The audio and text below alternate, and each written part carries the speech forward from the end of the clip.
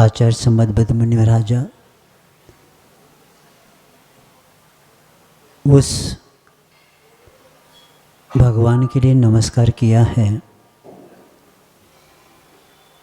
जिन्होंने कर्म रूपी कलंक को नष्ट किया है। और ऐसे वीतराग सर्वज्ञ और हितोपदेशी परमात्मा को नमस्कार करने के बाद कल दूसरे श्लोक में हम समझ के आए हैं कि संसार दुखमय है और दुख का कारण अपने अपने कर्म है। और धर्म ही हमें इस दुखों से उठाकर उत्तम सुखों में पहुंचा देता है। संसार से तारने वाली संरक्षण व उद्धार करने वाले सामर्थ्य अगर किसी में है तो वह धर्म में ही आवत होता है।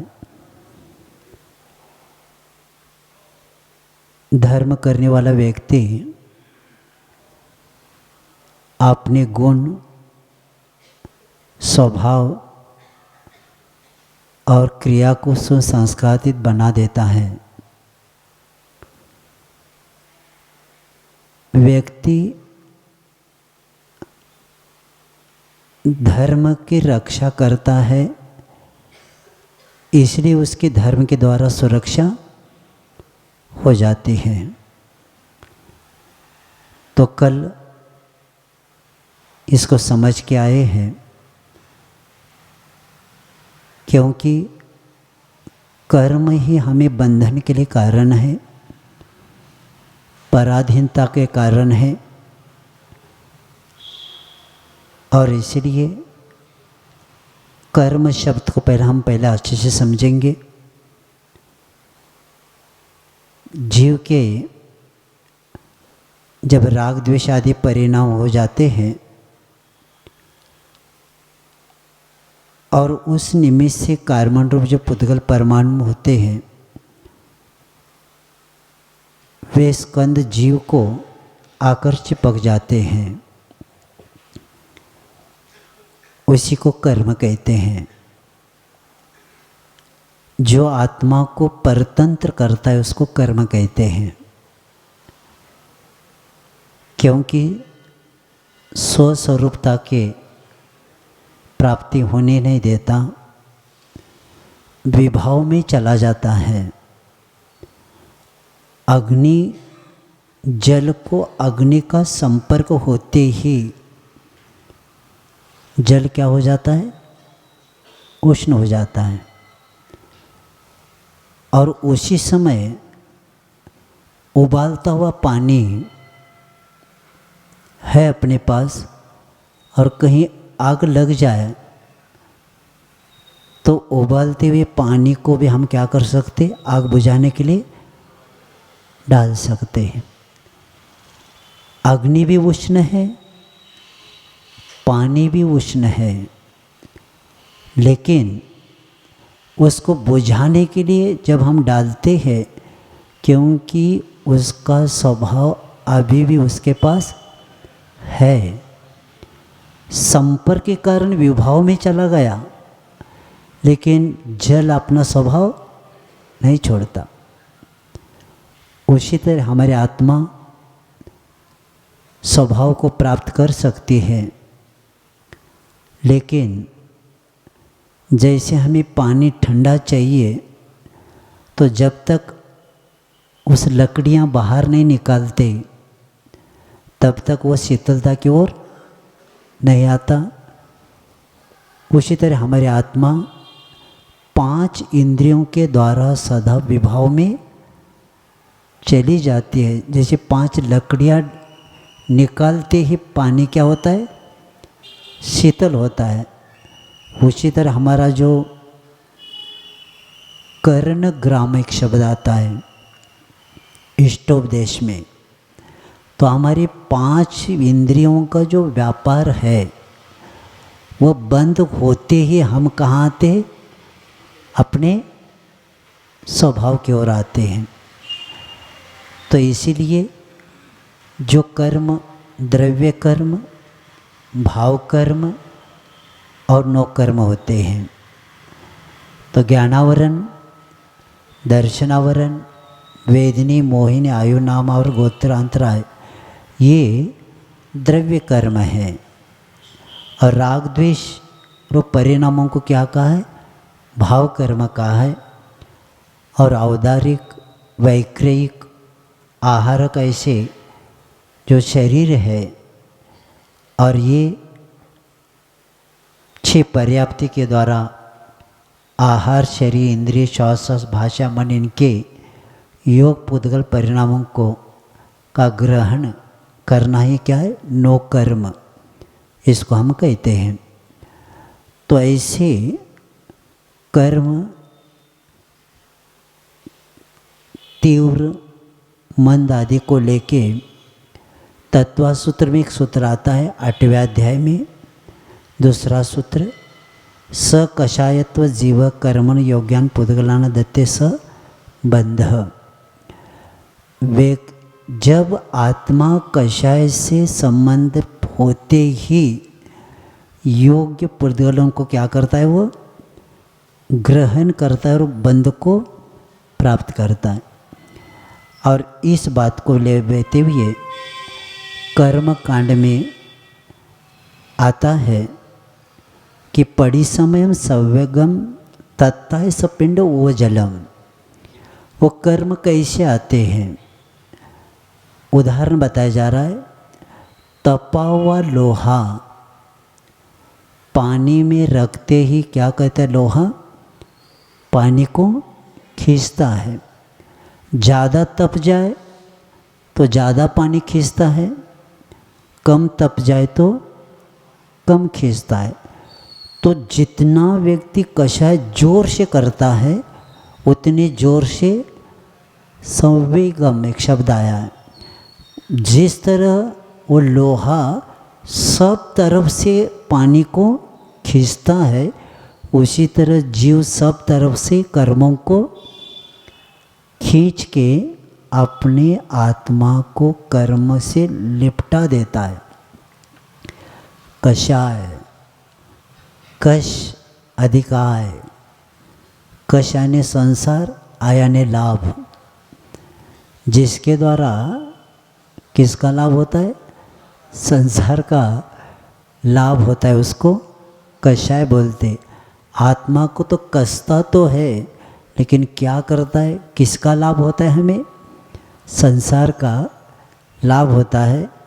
इस बात को बताते हुए आचार्य कहते हैं कि स्थिति, अनुभाग आदि जो भी होता है कषायों के कारण ही होता है। जिस तरह खाया हुआ भोजन जठराग्नि के द्वारा मनुष्य उसको क्या करता है, खल रस आदि को भाग में क्या करता है, उसको अपने अपनी जठराग्नि के अनुसार उस भोजन को अलग अलग रूप में तैयार होता है। उसी तरह वे कर्मों में अलग अलग इसको वो प्राप्त हो जाते हैं। तो ऐसे उस धर्म के बारे में बताकर आचार्य कहते कि ऐसे कर्म की निर्जरा करने वाला वह समीचीन धर्म, समीचीन के बारे में भी बताकर आए कि वे प्रामाणिकता, उचित, सम्यक आदि को लेके बताए थे। अब आगे प्रश्न कभी ये भी आ जाता है कि आत्मानुशासन में प्रश्न उठाया गया कि हाँ, और एक भी बताया था, अमर कोश में प्रथम खंड में, क्योंकि कई लोग पुण्य को अलग मानने लगे, धर्म को अलग मानने के लगे, मोक्ष को, तो इसके लिए अमर कोश में आया है, सात धर्म मास्त्रिया पुण्य श्रेयसी सुकृतम वृष। धर्म, पुण्य, श्रेयस, सुकृत और वृष, ये पांचों धर्म के ही नाम हैं। ये अमर कोश में दिया है। अब देखो, पाप से बच रहा है तो अधर्म से बच रहा है, पुण्य कर रहा है तो धर्म कर रहा है, क्योंकि कर्मों की निर्जरा भी हो रही है। तो इसीलिए ये देकर अमर कोश प्रथम खंड में पुण्य धर्म शब्द भेद है, अर्थ भेद नहीं है, ऐसी भी वहाँ बताया। तो आत्मानुशासन में कई लोग के प्रश्न को उत्तर दिया गया है। कई लोग क्या करते, धर्म करते रहते और थोड़ा सा कर्म का उदय है तो क्या करते, धर्म को छोड़ के उस कर्म के निमित्त जो मिला उसके अधीन हो जाता है, सोचता है कि इसी से सुख मिलेगा और धर्म छोड़ देता है। उनके लिए बताया है, धर्म सुख हेतु हेतुर्न विरोधक स्वकार्यस्य तस्मा सुख भंग भिया माँ भूर्धर्मस्य विमुखस्त्वम। आत्मानुशासन में कहा गया है, धर्म सुख का ही कारण होता है, कारण कभी अपने कार्य का विरोधी नहीं होता। आचार्य कहते हैं कि इसलिए हे भव्य, तो सुख भंग हो जाने के भय से धर्म से विमुख नहीं होना, और तो धर्म आपको करना है। और ऐसे धर्म के बारे में, क्योंकि कल धर्म की व्याख्या बताकर आए और ऐसे धर्म बताने के बाद अब आगे इसी बात को आचार्य आगे बताते कि धर्म शब्द बताकर आए, अब उसकी व्याख्या आगे के इसमें बताए जाते हैं। सददृष्टि ज्ञान वृत्तानि धर्मं धर्मेश्वरा विदुः यदीय प्रत्यनेकानि भवन्ति भवपद्धति। हाँ, आचार्य संबद्ध महाराज धर्म की व्याख्या बताते बात कहते हैं, धर्मम धर्मेश्वरा विदो। मैं जो आपको धर्म बताने जा रहा हूँ, ये मेरे मन से नहीं बता रहा हूँ, कि धर्म के ईश्वर यानी धर्म के स्वामी कौन, जिनेंद्र देव, यानी रत्नरूपी धर्म की जिन्होंने स्वयं आराधना करके दूसरे जीवों को भी उपदेश देने से जिनेंद्र भगवान को क्या कहा, धर्म के ईश्वर।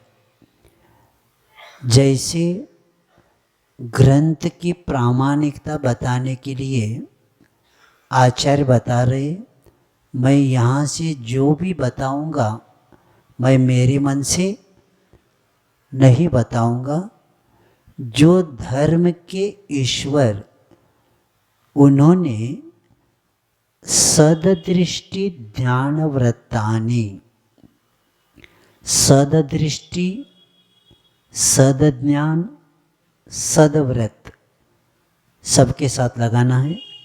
सददृष्टि यानी सम्यक दर्शन, सदज्ञान सम्यक ज्ञान, सदव्रत यानी सम्यक चारित्र, यानी सम्यक दर्शन, सम्यक ज्ञान, सम्यक चारित्र को धर्म कहते हैं।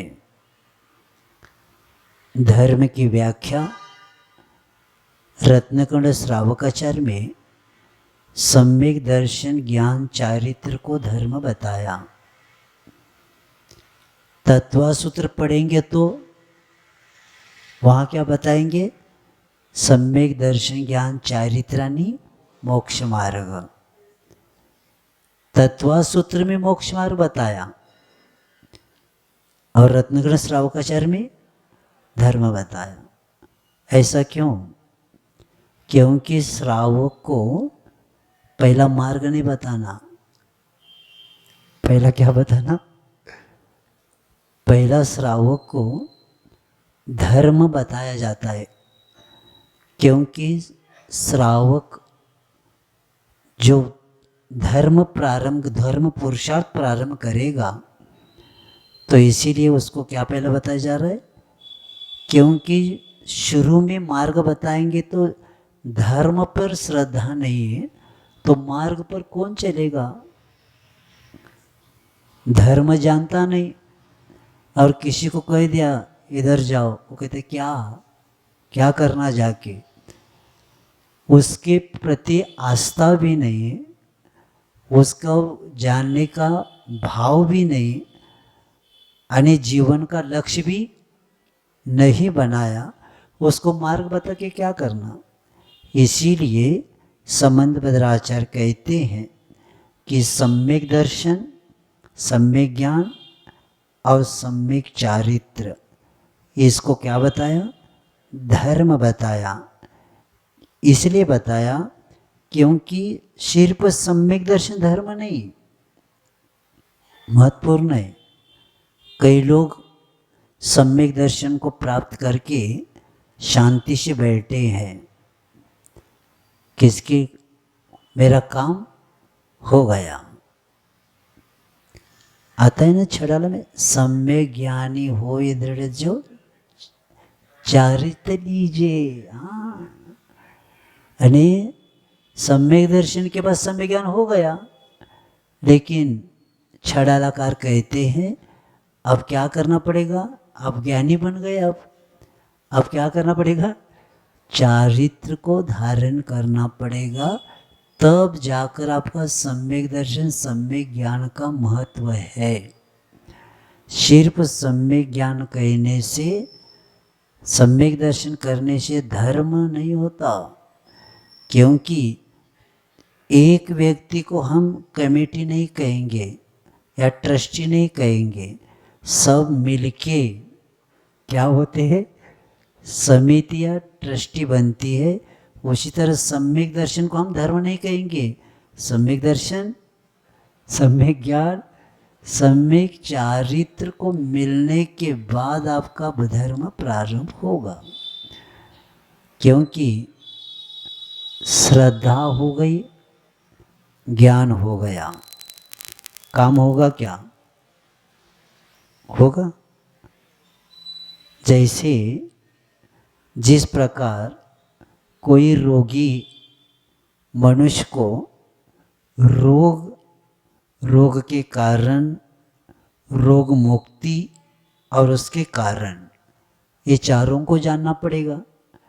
तो उसी तरह इस जीव को संसार क्यों है, संसार का कारण क्या है, उसे मुक्ति और उसके कारण क्या है, ये चारों का ज्ञान होना जरूरी है। जैसे सम्यक दर्शन प्राप्त किया, श्रद्धा हो गई, ज्ञान भी हो गया, तो इसके लिए सर्वार सिद्धि में उदाहरण बताते हैं कि डॉक्टर के पास जाकर स्वास्थ्य दिखाया, डॉक्टर के पर श्रद्धा हो गई, डॉक्टर ने क्या किया? दवा लिख के दे दिया या दवा दे दिया, और घर में आकर वो बैठ गया कि मैं डॉक्टर से चेक किया, डॉक्टर ने दवा दे दिया, स्वास्थ्य ठीक होगा क्या? क्या करना पड़ेगा? खाना पड़ेगा ना। तो सम्यक दर्शन, सम्यक ज्ञान हो गया, सम्यक चारित्र, उसको खाना पड़ेगा, तब आपकी बीमारी ठीक होगी। तो उसी तरह सम्यक दर्शन, सम्यक ज्ञान और सम्यक चारित्र, ये इसी को धर्म कहते हैं।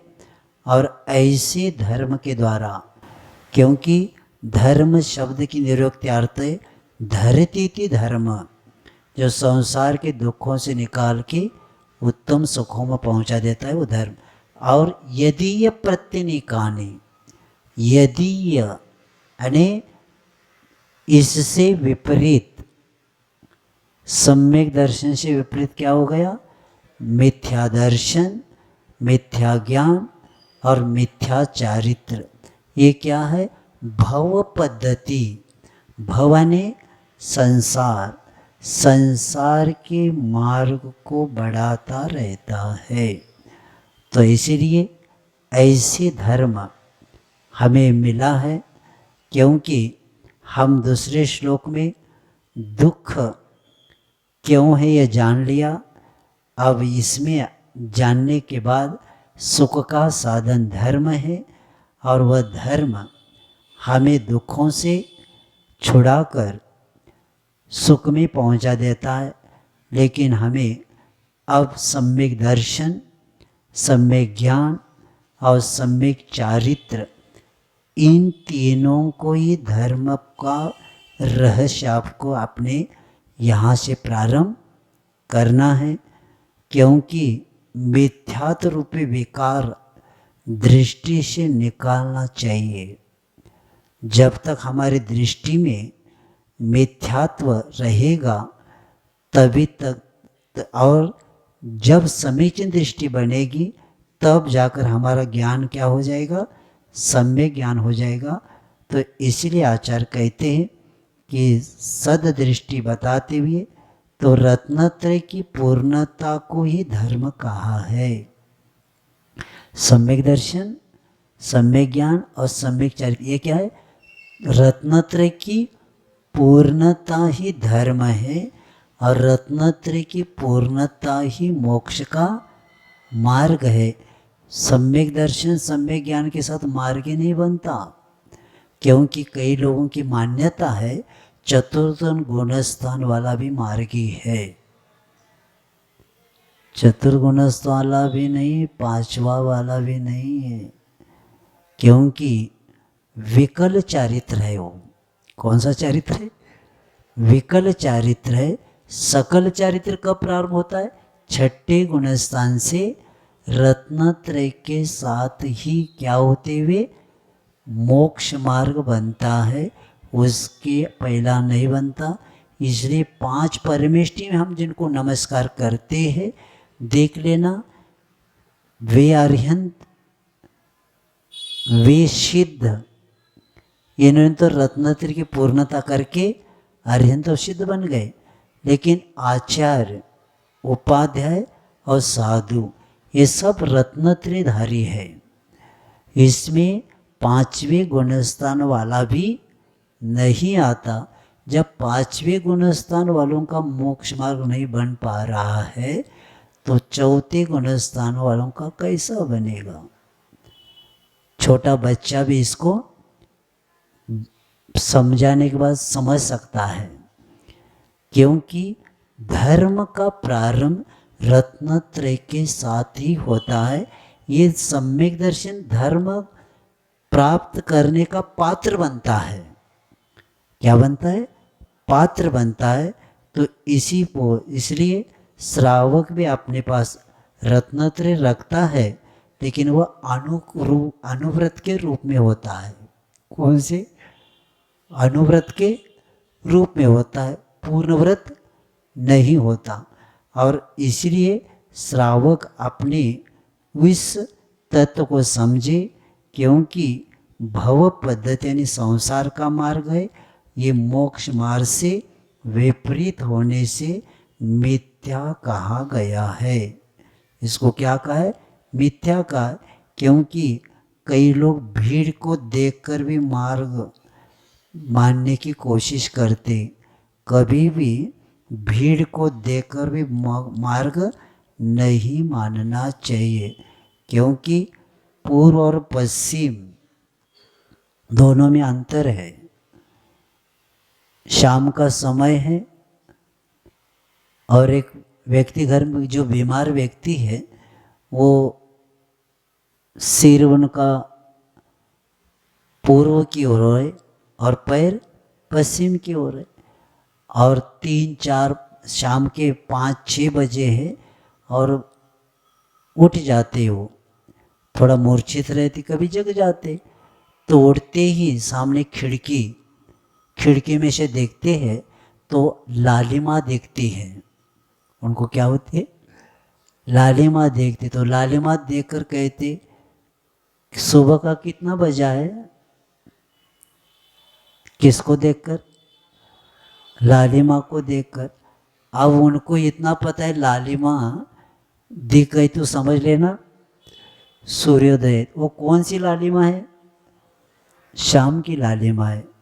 तो आचार्य महाराज जी ने इस बात को पूर्व और पश्चिम जो लालिमा है, लेकिन दोनों में बहुत अंतर है। सुबह को भी होती लालिमा, शाम को भी होती। एक जगाती एक सुलाती, कितने अंतर वाली है। सुबह की लालिमा जगाती है और शाम की लालिमा सुलाती है।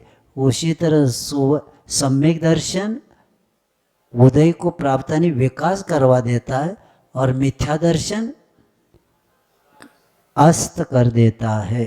तो इस बात को लेते हुए कहा गया है कि लालिमा से हम निर्णय नहीं कर सकते।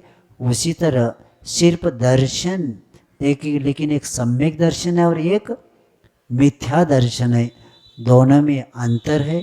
और सम्यक ज्ञान का, क्योंकि मोक्ष मार्ग में सम्यक दृष्टि सदा क्या रहता है? सावधानता से रहता है। सम्यक ज्ञान का मतलब है 5 पापों को जानकर उससे बचना।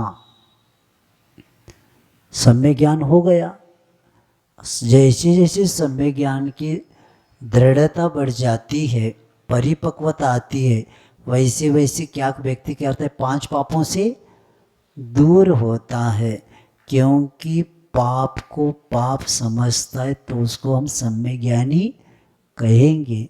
जो पाप को पाप नहीं समझता चर्चा का विषय है, लेकिन अर्चा जिसके पास नहीं है वह कार्यकारी नहीं होती।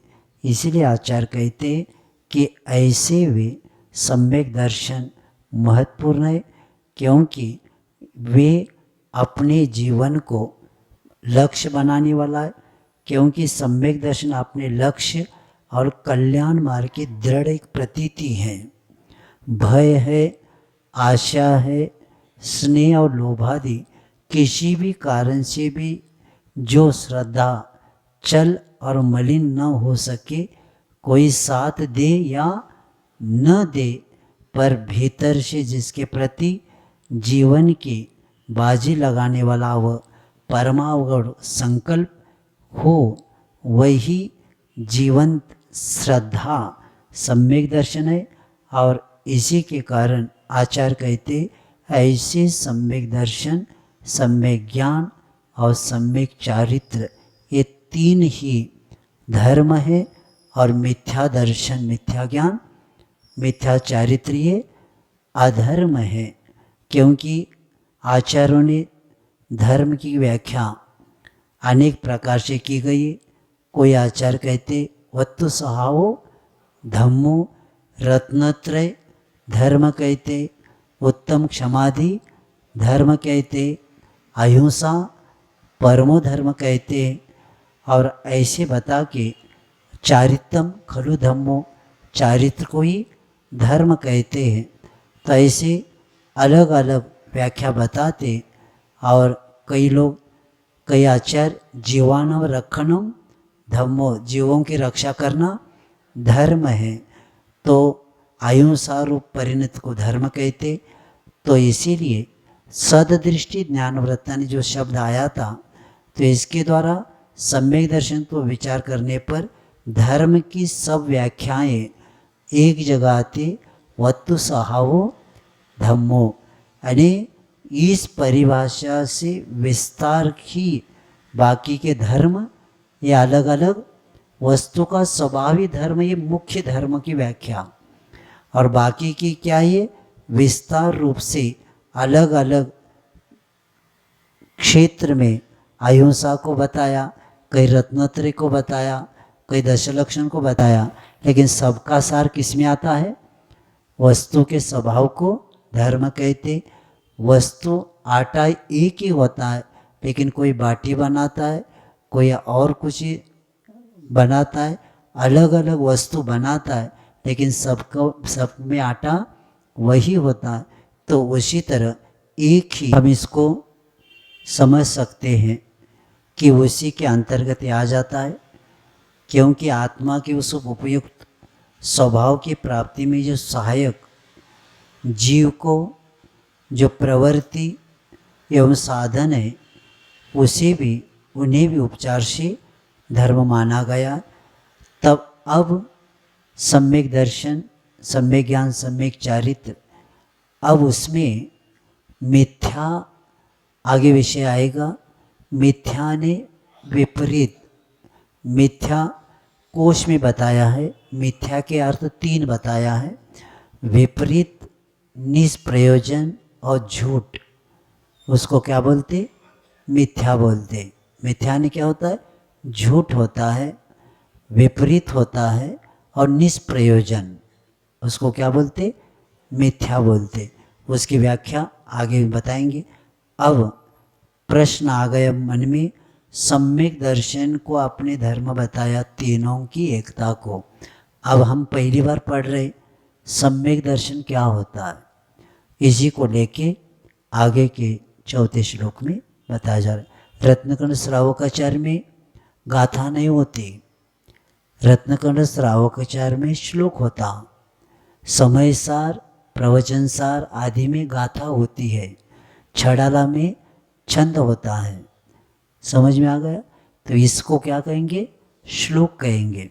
तो श्लोक नंबर 4 में बताया जा रहा है सम्यक दर्शन का स्वरूप क्या है, तो बताते हैं।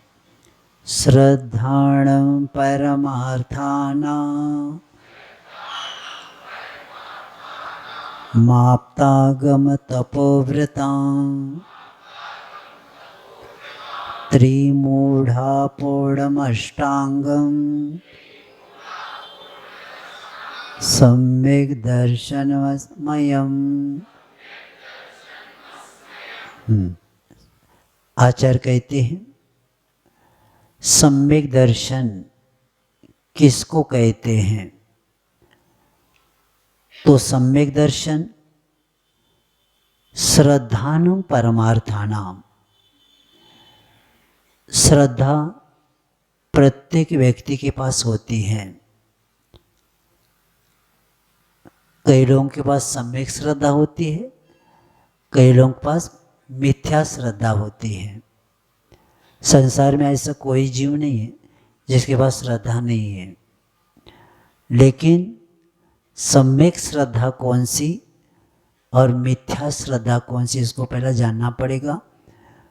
तो परमार्थ भूत श्रद्धा, क्योंकि श्रद्धान कहो, रुचि कहो, तो रुचि भी शब्द दिया है।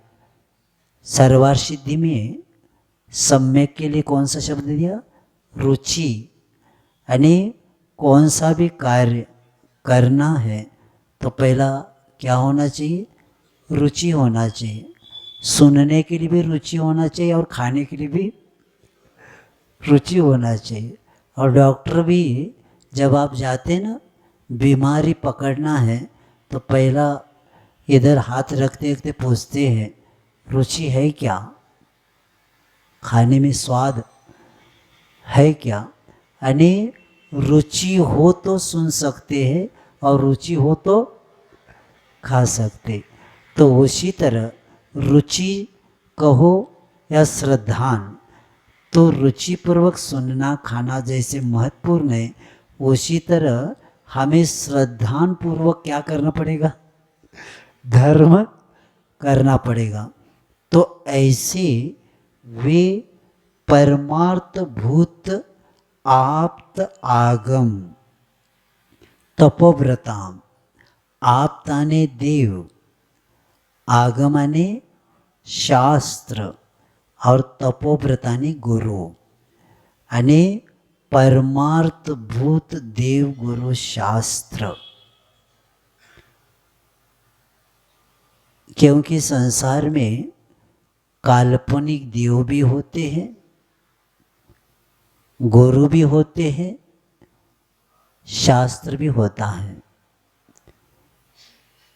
संसार में संसार से संबंधित भी देव होते हैं, संसार से संबंधित गुरु भी होते हैं, और जिसमें विषय कषाय को रचा हुआ शास्त्र भी होता है। तो इसीलिए परमार्थ भूत होना चाहिए देव, गुरु और शास्त्र। इन तीनों के लिए क्या करना? त्रिमूढ़ा पोढ़, तीन मूढ़ता से रहित। मूढ़ता ने मूर्खता, मूढ़ता ने अज्ञानता, मूढ़ता ने बिना सोचे कार्य करना, इसको क्या बोलते? आगे विषय बहुत अच्छा है, वहाँ बताएंगे।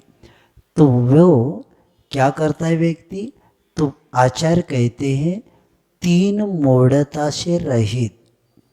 अब जितना जितना आचार्य महाराज गिना रहे ना, सबकी एक एक श्लोक की व्याख्या आपको मिलेगी। मूढ़ता, तीन मूढ़ता होती है, लोक मूढ़ता, देव मूढ़ता और गुरु मूढ़ता। इन तीन मूढ़ता से रहित और अष्टांग, 8 अंगों से सहित, निशंकित, निकांक्षित, निर्विचिकित्सा, अमूढ़ दृष्टि, उपगोहन, स्थितिकरण, वात्सल्य और प्रभावना, यानी तीन मूढ़ता से रहित, 8 अंग से सहित और अस्माग, अस्मयाम, अस्मय माने 8 प्रकार के मदों से रहित। क्योंकि ज्ञानम पूजाम कुलम जाति, एक श्लोक आएगा इसका। तो ऐसे 8 मदों से रहित श्रद्धान करना, यही सम्यक दर्शन है। तो ये अनेक कितने हो गए? 3 मूढ़ता, 8 अंग और 8 मद, कितने हो गए?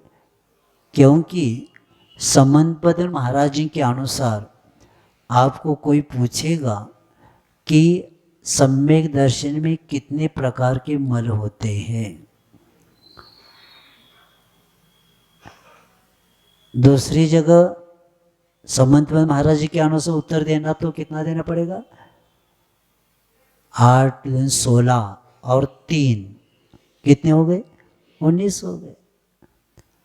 और अन्य जगह कहे तो 6 आनायतन, तो कितने हो जाएंगे? 25 हो जाएंगे। यानी सम्यक दर्शन में दोष मल कितने? 25 गिने जाते हैं। लेकिन रत्नकुंड श्रावकाचार्य के अनुसार पूछा जाएगा तो कितने हैं? 19 है। तो प्रश्न उठता है कि यहाँ 19 बताया और उधर 25 बताया। तो समंत महाराज ने क्या किया? 3 मूढ़ता में ही 6 अनायतन को गिने, तो इसीलिए वो कितने हो गए? 25 हो जाएंगे।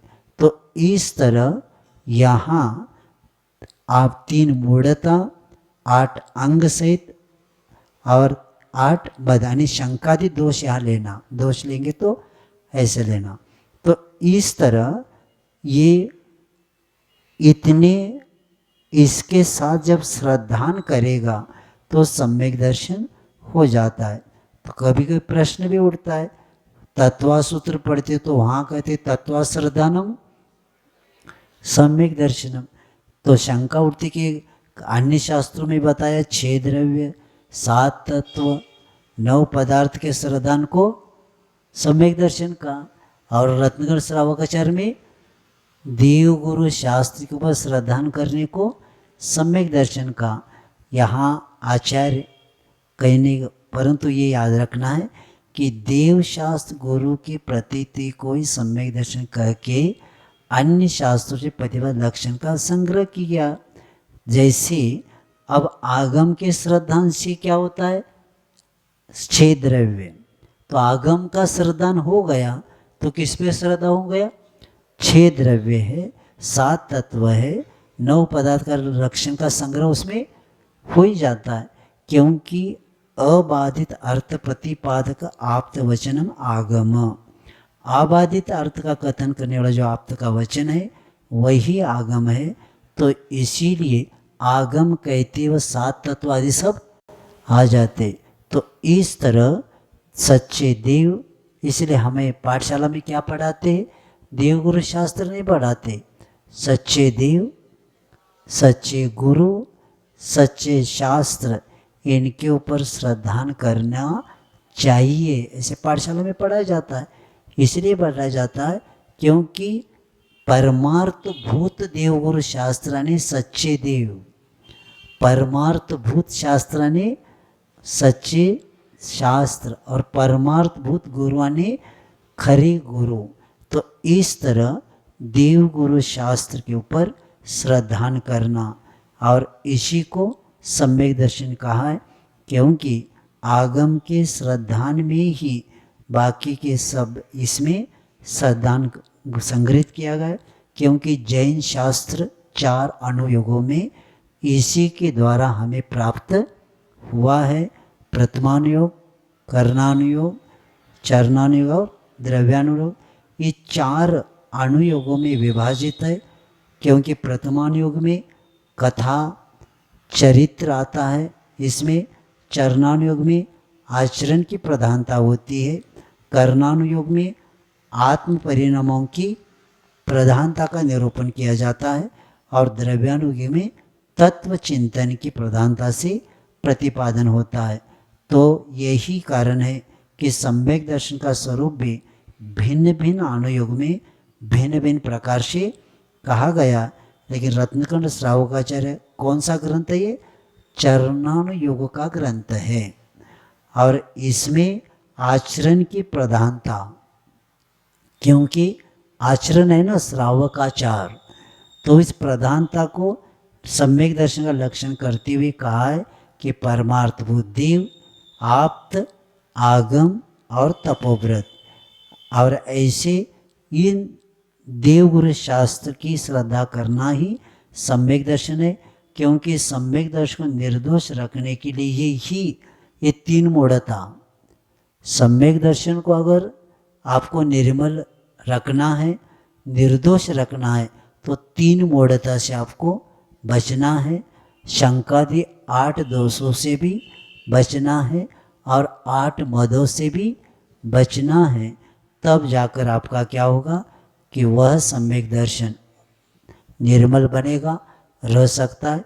और कर्णानुयोग में ग्रंथों में सम्यक दर्शन का लक्षण कहा गया मिथ्यात्व, सम्यक मिथ्यात्व और सम्यक प्रकृति और अनंतानुबंधी, क्रोधमान, माया, लोभ, इस 7 प्रकृति के उपशम, क्षोक्षम अथवा क्षय से जो श्रद्धा गुण की जो निर्मल पर्याय प्रकट होते हैं उसको सम्यक दर्शन कहा गया है कर्णानुयोग में।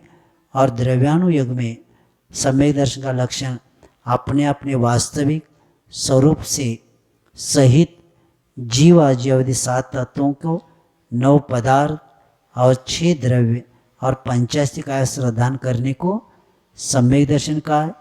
इसी द्रव्यानुयोग के अंतर्गत प्रमुखता से आत्म तत्व का वर्णन करने वाले आध्यात्म ग्रंथों में बताया जाता है पर पदार्थ से भिन्न शुद्ध आत्म तत्व के श्रद्धान को सम्यक दर्शन बताया। तो पात्र के अनुसार जठराग्नि जैसी है वैसे खिलाना पड़ता है। पहला दाल क्या रोटी नहीं पचती तो परत ऊपर का दिया जाता है, दाल नहीं पचती तो दाल का पानी दिया जाता है।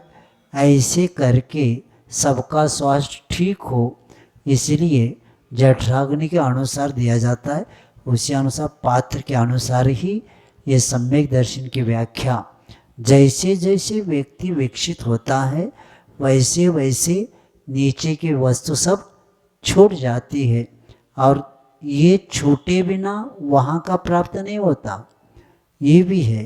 तो इसलिए क्रम से पहला प्रथमानुयोग, बाद में चरणानुयोग आदि करते हुए, और बाद में कर्णानुयोग, और बाद में द्रव्यानुयोग, ऐसे क्रम से होता है। और द्रव्यानुयोग का पात्र कौन है मैंने पहले बता कर आया हूँ, क्योंकि आचार्य जिनसे जयसेन महाराज बताते कि सम्यक दर्शन कहाँ कहाँ, रत्नकर्ण श्रावकाचार्य का सम्यक दृष्टि अलग, समयसार का सम्यक दृष्टि अलग, क्योंकि इसके पहले भी बता कर आए कि 212 क्या 11 नंबर श्लोक में आया है कि अत्र तो ग्रंथे, इस ग्रंथ में मैं जब भी सम्यक दृष्टि कहूँगा तो समयसार का सम्यक दृष्टि 5वें गुणस्थान का ऊपर का सम्यक दृष्टि लेना है, और रत्नगण श्रावकाचार्य का